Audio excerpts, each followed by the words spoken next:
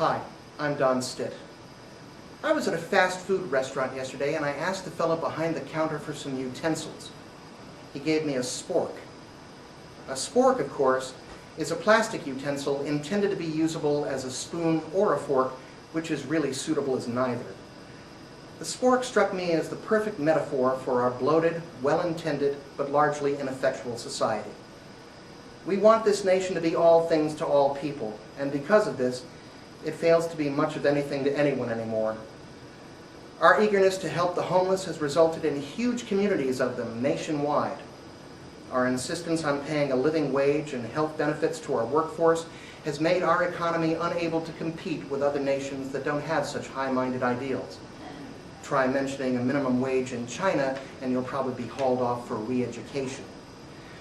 For a nation built on capitalism, we have a socialist heart, but our good intentions often result in wasteful spending and ineptitude at the government level.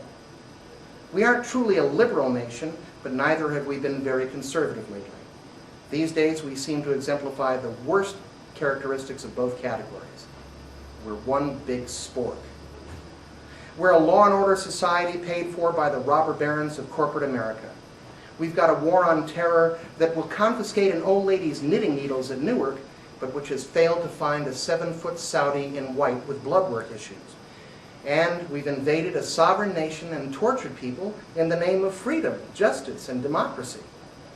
We want safer cities and streets, but not if it means we have to limit our access to recreational weaponry. And in New Orleans, of course, we were sort of like the little Dutch boy with his finger in the dike, except no one listened to our cries for help until after the dam burst.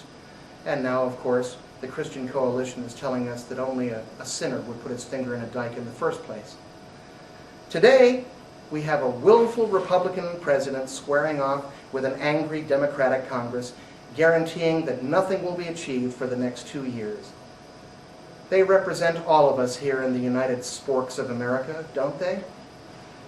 The thick skull of an elephant grafted onto the stubborn carcass of a jackass. This has been No Kidding. I'm Don Stitt.